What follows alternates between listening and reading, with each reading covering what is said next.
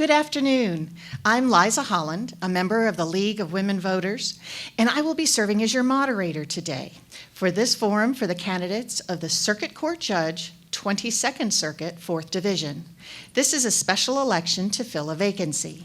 Welcome to our audience here in the Farish Theater and the Lexington Public Library. Our sponsors this evening are the Lexington Public Library and the League of Women Voters of Lexington. This forum will be available later on by going to the library and to the League websites.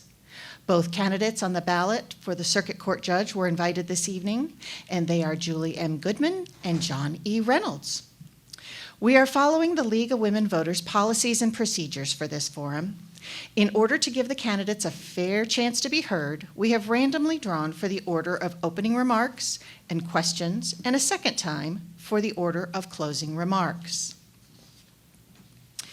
Each candidate will have 90 seconds to introduce themselves and 90 seconds to respond to questions. Questions have been created by the sponsors, and we are taking questions from the audience. Finally, we will give each candidate 90 seconds for closing remarks. We will use the second drawing for the order of the closing comments.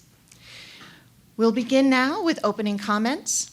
The candidates will go in order for the first drawing. You will hear first from John Reynolds. Thank you very much. It's a pleasure to be back. I want to thank the League of Women Voters and the Lexington Public Library for hosting these events. This is the third opportunity I've had to speak at one of these events, and it's always a pleasure to engage with the public and kind of try to inform people about these elections, especially judicial elections. There's a lot of apathy for judicial elections because they're nonpartisan, and if you're not in the legal community, frankly, they don't usually perk a lot of interest because they're outside of a person's day-to-day routine. So I appreciate everybody being here. I am John Reynolds. I'm the current Circuit Court Judge of the 4th Division. I'm a 1997 graduate of the UK College of Law. I'm here with my wife, Holly, of 25 years. She's also a UK grad. We've raised 2 teenage boys here in Lexington, both born and raised, and I spent 20 years practicing law before I took the bench. The best way to describe my practice was, I think, by Justice Minton when I was nominated by a bipartisan committee to be selected for circuit judge. He called me, said, "John, it's a pleasure to tell you that you're nominated because I go around the state and what I usually see is former prosecutors and insurance defense lawyers and big law firm litigators. We rarely see a solo attorney who is a public defender, so it's refreshing from that standpoint." Thank you. Thank you so very much. Ms. Goodman. Thank you, Ms. Holland. I am Judge Julie Muth Goodman. I have been your district judge for the last 11 years. I've been fortunate enough for 11 years to have been elected by this community. I'm a native of Lexington. I'm a product of the public schools here and the parochial school. I went to Christ the King, then to Tates Creek. Tates Creek prepared me to go to Transylvania on a scholarship. I then went to the University of Kentucky College of Law and graduated in 1980. At that time, when I graduated, I was fortunate enough to go to work for the Attorney General's office as a special prosecutor. I also was one of your assistant Commonwealth attorneys. In both of those situations, I worked for Ray Larson. I then went into private practice. When I was in private practice, I defended in the criminal setting, most notably women who had been abused in their marriages.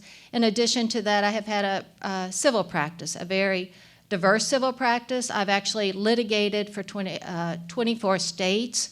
I have also tried cases in 20 of our counties. I have always had a career in the courtroom. I've always loved that aspect of my career, but the best job I've ever had is being a district judge. I've been fortunate enough to be in district court, which is an extremely diverse court, and there I also handle a specialty drug court. And thank you for coming today to hear what we have to say. Thank you so very much. And now we'll move on to questions. And Ms. Goodman, I think I'm actually going to put the first question to you since you drew number 2. This morning's Herald Leader had a story on the front page today referencing how our jails are overcrowded and many are in jail prior to trial for Class D felony drug charges. Do you have any proposals or actions that need to be taken or perhaps even possible treatment options to suggest? Well, actually, as one of the judges who does a volunteer drug court, I have been very much involved for the last 5 years almost in having an alternative. Many of the people that are in our jails, unfortunately, are either homeless, mentally ill, or suffer from addictions. As a result of that, I do run a volunteer drug court. Whenever we can get people out on third party or we can put them in a facility that protects them, we will absolutely get them out without a bond. But we do have to follow the rules, and our other concern is we always have to be very cognizant of the safety of our community. But I do feel that I do look for alternatives. I think all the district court judges do, and we have been fortunate enough to find those alternatives in the resources in our community, such as outpatient and long interim patient facilities, and we put them there as quickly as we can. I do know that circuit courts are now trying to do a rocket docket, and we work with them as well because the rocket docket comes out of our courts in district court. Super. Mr. Reynolds. So, good question, good topic. John Tilley of the Kentucky Justice Secretary just posted some figures the other day. In 1970, we had 5 million people in prison. We were spending $5 million for 3,000 people in prison. Last year, we spent $650 million for 24,000 people in prison. That's a 700% increase. There has been bipartisan support of bail credit. Some of the judges are not giving the bail credit as required by law. Some are. That's a common sense measure. That's the law that unfortunately is sometimes followed, sometimes not followed. But that's one example that we need to do more of. We need to recognize violent criminals from nonviolent criminals. We need to do more medically assisted treatment. Drug courts are great, but on average they increase recidivism by about or improve recidivism by about 7.5%. So there's other tools that we need to use. The rocket docket is good. We're doing that now. That sort of fast tracks some of these possession charges, but we have presumptive probation now. We have what they call baby felonies, which are felonies for limited penalty of 3 instead of 5 years. And we have the Commonwealth Attorney agreeing to more probation and not fighting bail as much. So all those factors need to be improved because we're spending $40 million a year on the Fayette County Detention Center right now. Thank you so much. You'll be first to respond to this next question. What has inspired you to want to be a circuit court judge? This is for me? Mm-hmm. Oh, thank you. So last year when I put my name in for it, after having practiced 20 years, and my children were getting a little bit older, I thought it'd be a good time to change gears. And I've always enjoyed being in the courtroom. I've always enjoyed criminal work. What we do in circuit court is mainly criminal. I tell people all the time we spend about 75% of our time with the criminal docket. The civil docket is a very small portion. Criminal law is something, and criminal justice is something that I've always been interested in. As a public defender, I've spent a lot of time in jails. I spent a lot of time representing indigent, both in district court and circuit court and at the Court of Appeals. And that's really where I think that our country and our state needs to reform criminal justice, and that's what we try to do in circuit court, and we try to make sure that everyone has a voice, and at the same time balancing the safety of our community. Thank you. Ms. Goodman. Yes, thank you. As you know, I have served for 11 years as your district court judge. It is a phenomenal honor. It's a phenomenal position. What it has done for me is as an extremely diverse court and as one that is truly the people's court, I have come to know my community. I've lived here my whole life, and I don't think I really knew Lexington and my community until I served in the People's Court every day and saw what our community faces. I think you're not entitled to the circuit court bench. It is the second largest city in our state. I think you need to be qualified. I think you need to be experienced. I think after 11 years on the bench, it became my duty to run for circuit court, to take the experience as well as the compassion and the patience I've learned as a district court judge to go on to circuit. Additionally, when the opening came, I had two people who have always played a large role in my life come to me, one of whom was Ray Larson, to ask if I would run. And as much as I love the district court position, I think it was my responsibility to run for circuit. Thank you so much. You will take this next question first, Ms. Goodman. Okay. This comes from the audience, from a domestic violence survivor.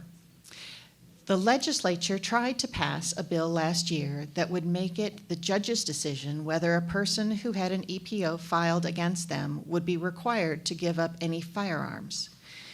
If this were to pass, would you automatically make the person give up their guns? Why or why not? First of all, district court judges used to deal with emergency protective orders. That has only changed in the years since we've finally gotten a family court judge that's a full set of judges, and they were willing to take it on.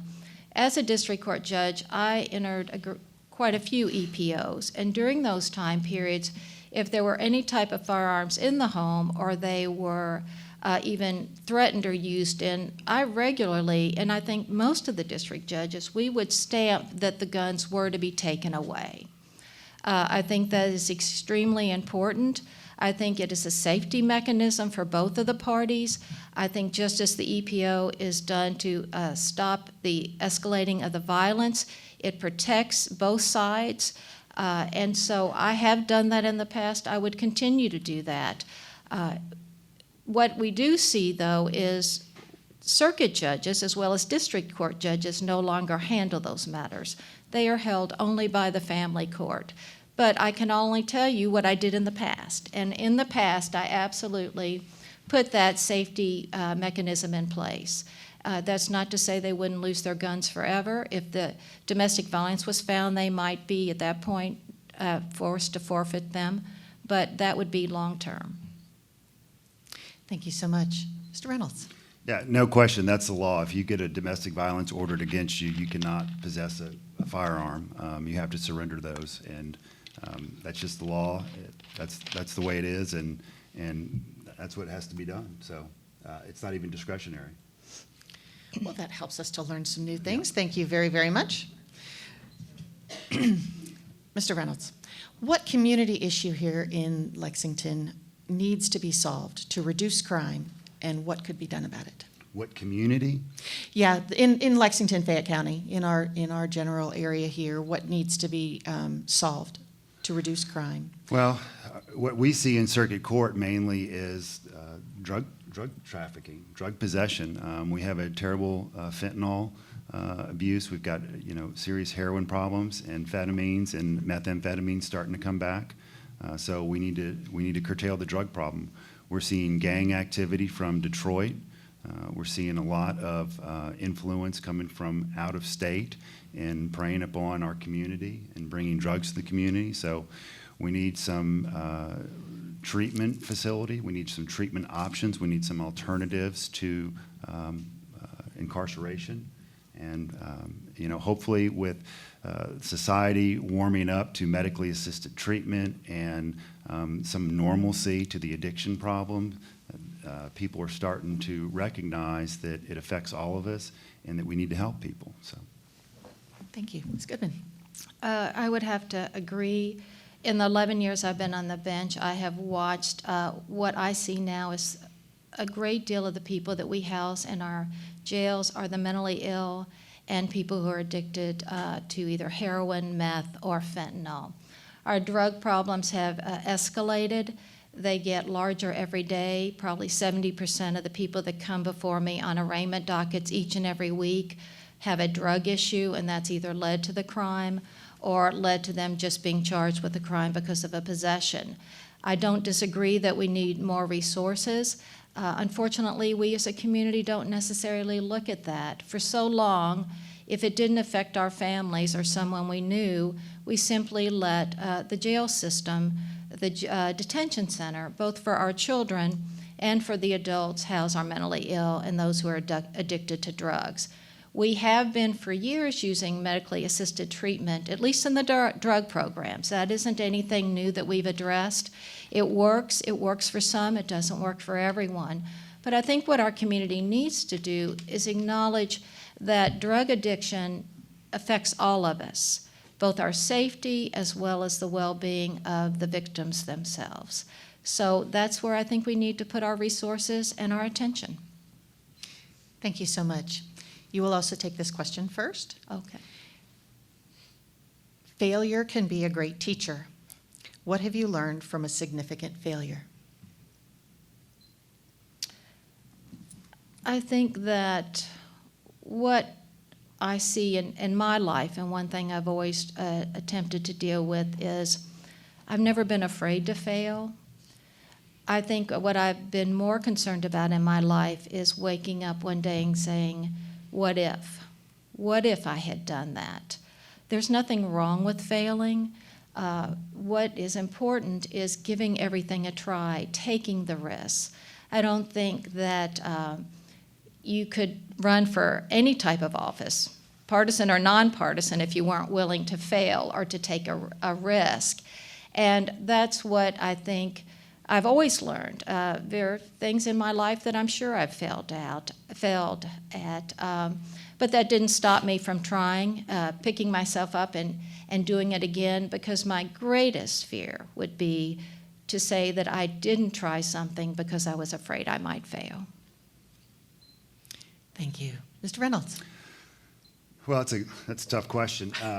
In terms of failing most recently, I guess I look back at the last election cycle when I put my name in to run, and everybody said, well, it's going to be really tough, John. You're running against a woman, and she's got, $500,000, and you're probably going to fail. And I said, well, that's okay, because I want to do this. I want to serve the public, and it's something that I feel that's important, and I think that we need to have good, experienced judges from all different walks of life, not just part of the establishment. So I thought it was an important thing, and yes, I failed, but I wouldn't trade it for anything.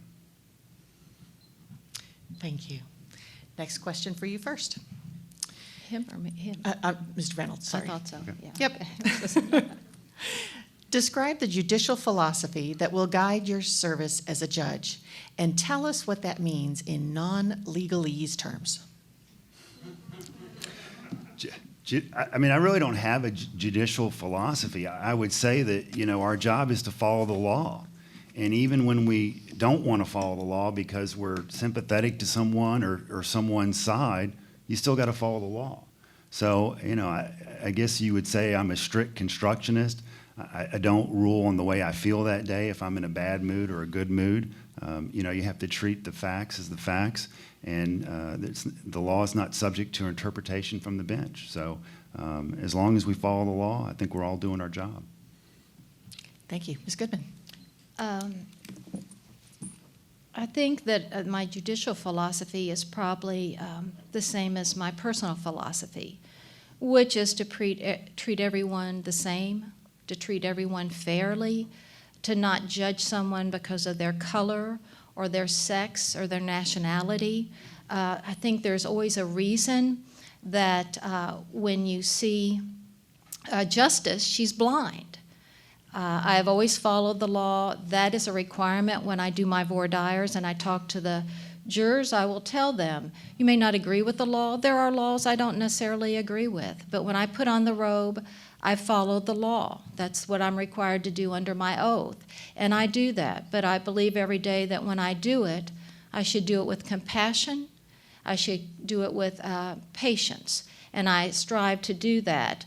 But at the end of the day, we have to follow the law as judges, but that doesn't mean that we always need to be very conscious that we all have biases, and I'm always attempting and conscious of those, and I'm aware that as a human, we all bring those to the table. So my goal is always to treat everybody fairly and the way that I would want to be treated. Thank you. Ms. Goodman, you'll take this question first. And I know both of you have touched on this to some extent, but what experience do you have that makes you the better candidate for circuit judge? I think my experience that makes me the best candidate, first, are my 28 years as a trial lawyer. My extensive experience in very complex litigation, civil litigation in circuit court, not only in state courts, but in federal court and all the appellate courts, dealing with complex litigation such as product liability, antitrust, class actions, but also my extensive experience in criminal. As a prosecutor, I did try very serious criminal cases, including capital cases. I also wrote the handbook so that prosecutors, when they did capital cases, would follow the law and protect due process when it was first held constitutional. And I think more importantly, the 11 years on the bench as a district judge, learning all about my community. All of those together, I believe, have finally made me qualified and have made it so that I have earned the right to sit on the circuit court bench. Thank you. Mr. Reynolds. Thank you. So again, just having practiced for 20 years, the Fayette Circuit Court, primarily what we deal with is criminal law, and not just criminal law. We deal with primarily indigent defendants. So the job is a public defender's job of representing the indigent, and that's what I did. And what makes it different from for me is that I was that person. I was the person that was appointed to represent people that were charged with capital murder, that had no family, had no resources, had nobody to bring them clothes in the jail that they could wear to trial, had nobody to spend time with them and explain to them the law and the facts of their case and how the jury trial was going to happen, and help them, guide them to make the best decision if they should go to trial or not. I've spent the time in the jail, and I've spent the time with those people. And that's what we do as circuit court judges. My Fridays, I'm there 4 hours with public defenders and indigent criminal defendants faced with serious felonies. And that's what I did for 20 years as a practitioner. So I believe that makes me most qualified for the job. Thank you. Mr. Reynolds, you will take this next one first. Do you support public financing of judicial campaigns to limit the influence of partisan contributions? Why or why not? Absolutely. The amount of money that is spent on these political campaigns is absolutely ridiculous. Like I said last year, it was hundreds of thousands of dollars that my opponent spent in that race. And what a waste of money. What an absolute waste. Instead of buying commercials and signs, that money can be used for a greater good. So I absolutely 100% support that idea.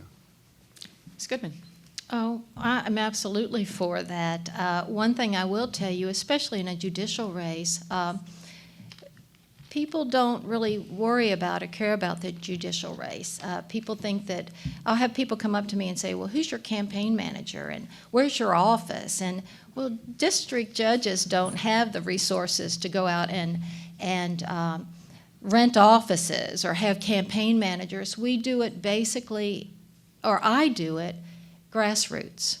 I rely on the community and the people that I know here who care about me, who care about this community. And so would it be wonderful to have somebody hand us money? Well, that'd be great, because I don't think it should be about the money. I think it should be about our community and the people who care enough about me and see me as the best candidate to come forward and to help me let this community know about who I am and where I come from. Unfortunately, with social media and everything out there, there's always a need for some money to spread the word, and I think it would be wonderful if we had those resources given to us and that everybody had, to that degree, somewhat of a more fair playing field. Thank you. We have one final question for you. Ms. Goodman, will you tell us what your favorite current U.S. Supreme Court justice is and why? That's always an easy for me. Of course, it's Ruth Bader Ginsburg. As a woman who, when I graduated from law school in 1980, none of the women in my law school class could get a job in the law firms. When I first wanted to be a trial lawyer, I was told by a senior partner who was a family friend that I couldn't be a trial lawyer because women didn't belong in the courtroom.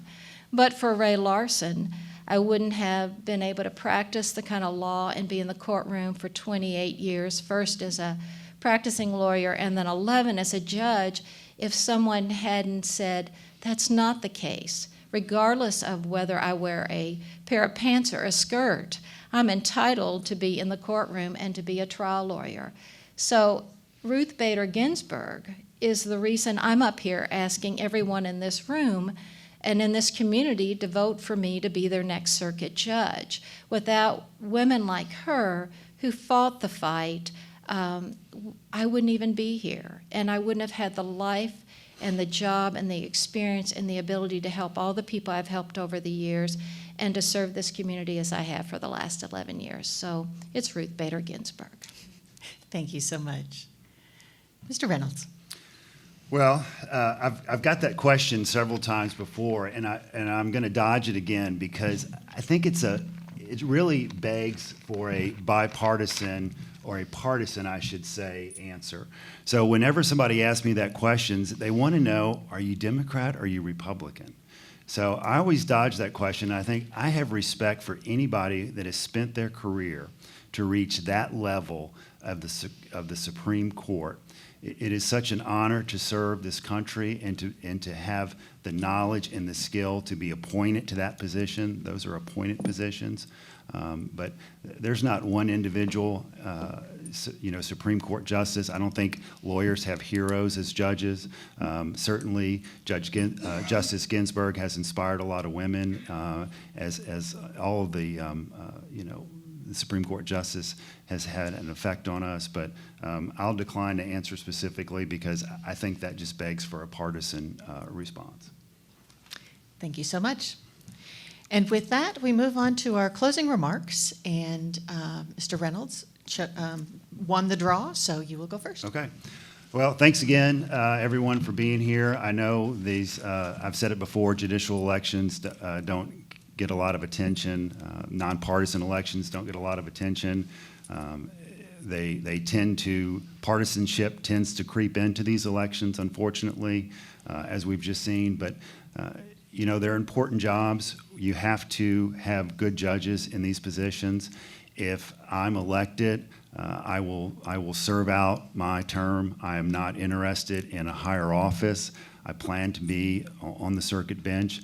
I turned 50 years old this summer. God willing, I hope to be there for 15 or 20 years. And it's what I love. It's what I have.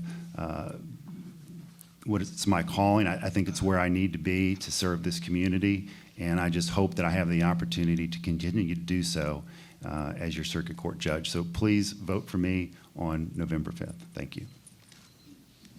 Ms. Goodman. All right. First, I want to thank the League of Women Voters for being here, and for you, Ms. Holland. And I also want to thank everybody that's in this audience for coming and caring enough to be informed about who the judicial candidates are. I think it is so important, and I think so often we get overlooked. People tend to just look at one side or the other, and they never think they're going to be in a courtroom. But I will tell you, lots of people end up in the courtroom when they least expect it. I think as a district court judge, as I said earlier, I have lived in this community almost my whole life. And I really never came to know this community until I got on the district court bench. And as I have done over the years, I've gotten involved. I'm a member of Trancey's Board of Regents. I believe very strongly in giving back. I'm now on the Board of Trustees as well. I've been a mentor. I think that we have, and as I go and I see everybody in this campaign, the more I know about my community, the more I love this community and think we are a phenomenally diverse and wonderful, wonderful community, only getting better. I think all my years on the bench and all of my years in court have made me the best candidate, and I absolutely am asking for your vote on November the 5th. Thank you very much. Thank you so very much. We would very much like to thank the candidates for participating this evening and to thank our sponsors, the Lexington Public Library and the League of Women Voters of Lexington. If you are interested in League membership, please check out our website at lwvlexington.com and be sure to vote in the general election Tuesday, November the 5th. Thank you so much for joining us.